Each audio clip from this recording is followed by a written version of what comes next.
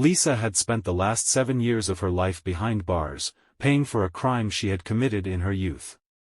Her release came with mixed emotions. She was finally free, but the world had moved on without her. With no family or friends to turn to, she found herself in a rundown motel on the outskirts of Kansas City, a place that seemed to exist only in the shadows. The motel, named Redwood Pines, was a dilapidated structure with peeling paint, broken windows, and a constant chill that sent shivers down Lisa's spine.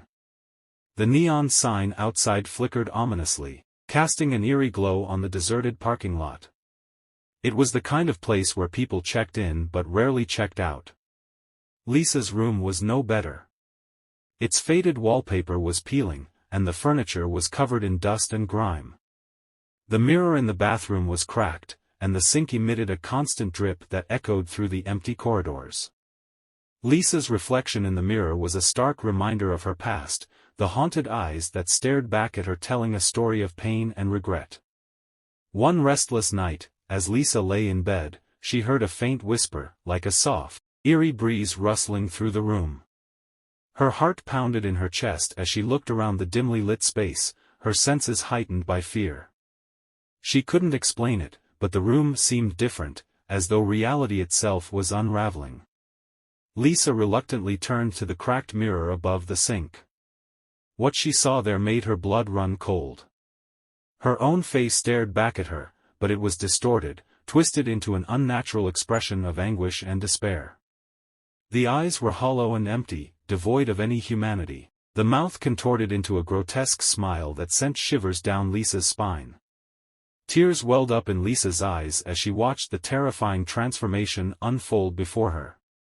She tried to turn away, but an invisible force held her gaze captive. The distorted face in the mirror seemed to be mocking her, taunting her with the horrors of her past. "Lisa," the distorted face whispered in a haunting, otherworldly voice. "You can never escape your sins." Panicking, Lisa stumbled back, her heart racing. She fumbled for the doorknob, desperate to escape the nightmarish reflection in the mirror. But as she reached for it, the room seemed to close in around her, the walls closing in like the jaws of a vengeful beast. In a final, desperate act, Lisa smashed the mirror with her bare hands, shattering the distorted face. But the moment the glass shattered, the room fell into an eerie silence. Lisa was alone, surrounded by shards of broken glass, her hands bleeding and trembling.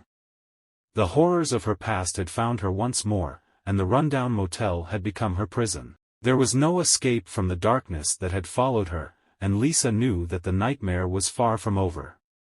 As she sat on the cold, dirty floor, tears streaming down her face, she realized that her release from prison had only brought her to a different kind of hell, one from which there was no escape, no happy ending.